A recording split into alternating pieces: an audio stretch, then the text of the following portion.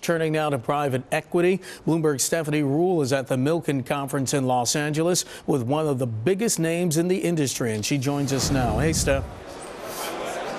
Hey, Mark. I'm here with Scott Sperling of Thomas H. Lee. Now, Scott, today, Demand Media shares soared after rumors that Thomas H. Lee plans to take the company private has fallen apart. Is this true? Well, all I would say is there's an old saying, you can't believe everything that you read, and sometimes you shouldn't believe almost anything that you read. Well, then maybe we'll really believe what we hear. Yeah. What is Thomas H. Lee focused on then? If not demand, what are businesses that you're really focused on? Well, we're really trying to identify companies that we think are very good companies that we can work with the management team to improve the revenue growth rate of those companies and to improve the operating efficiency of the companies so that we can drive an increase in their competitive advantage, allow them to take market share, allow them to grow both top line and bottom line better. Well, that's your overall model, and that's but what model. sectors do you So like? there are really three sectors that we've identified as very interesting where we can use that operationally intensive model and get better growth. The first would be media and information services. So we think that there's still good growth in the media sector, that information services is something that has obviously had very strong growth, much better than GDP, and we focused an enormous amount of time in that area. The consumer and healthcare side, people think about the recovery over the last couple of years for the consumer. We think the consumer is fighting really hard to maintain that recovery under enormous macro pressures, but that there are still many interesting examples of companies that can grow better than GDP by serving the consumer with a better model than some of the other alternatives the consumer has. We have focused a lot of effort in the healthcare sector, not in owning specific providers of healthcare, but in owning companies that help other healthcare companies.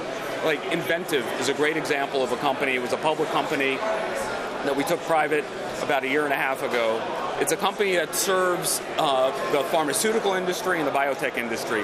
They provide clinical research on an outsourced basis. They provide contract selling for those companies. They provide staffing. They provide communications and media services. And this plays into a growth trend that we identified a few years ago, which is that there are a lot of companies that are trying to outsource certain fixed costs to people who can do it better and more cost effectively. And the pharmaceutical industry is trying to do that, and so we're partnering with these companies to try to provide them a way to take certain functions outside of their these pharmaceutical companies' fixed cost structure, and to work with them to do things better and cheaper than they can do it themselves. Well, let's talk about the media space, because you have Clear Channel, Univision, Nielsen rating company. What's your outlook for them? So we think that the media sector, in terms of the advertising-driven part, obviously went through the worst recession ever in the history of advertising in the 2008-2009 timeframe. But we've emerged relatively strong from that. Companies like Clear Channel have been able to take market share, improve its cost structure, improve its ability to accelerate growth as it's come out of this recession. And so we think that the ability to work with these companies to improve these key business functions positions them well for growth coming out of that.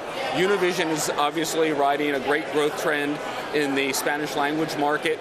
Obviously, most of the demographic growth in this country is coming from the Hispanic market, and so it's been able to ride that growth wave.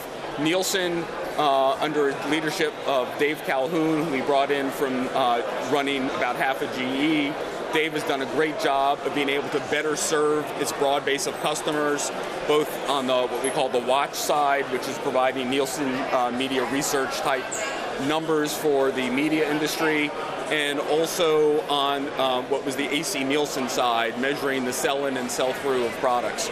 And so he took a company that had very strong positions with its customer base, but a company that a lot of customers would complain about, and has really put the emphasis on serving the customer first and growing from there. Well, the big story in private equity this space isn't necessarily companies private equity firms are investing in, but it's Carlyle and their IPO. Sure. What do you have to say about this deal, and is Thomas H. Lee going to be next? Okay. Well, first, Carlyle is a great company. They built a very diversified asset base. Does that mean you're buying the deal? Not our area. Not your area. Not your area to invest in private equity. No, public stocks. We're already heavily weighted in private equity, but they've built a great platform. They've moved into a broad range of asset management areas. And they're following that model of building a global asset management Well, does firm. that mean we're going to see Thomas H. Lee Well, next? we have a somewhat different model, and I think the inclination of our partnership is to remain private, continue to principally be owner-operators of businesses that we acquire on behalf of our limited partners. How about your relationship with banks? Now that banks seem to be coming into a better place, are they offering financing again? We have seen a great market for financing over the course of most of the last 2 years. The high-yield market is actually stronger than it was back in the pre-07 timeframe. The bank market has come back reasonably strongly. I think they're focused on buying into high-quality companies, but the nature of the financing that is available is relatively attractive to the buyout community and certainly very attractive to strong corporate credits. Well, thanks so much for your time, Scott. You're very Mark, welcome. I'm going to send it back to you. That's Scott Sperling from Thomas H. Lee, spending the afternoon here with me at the Milken Conference. And stay with me, we'll have a lot more.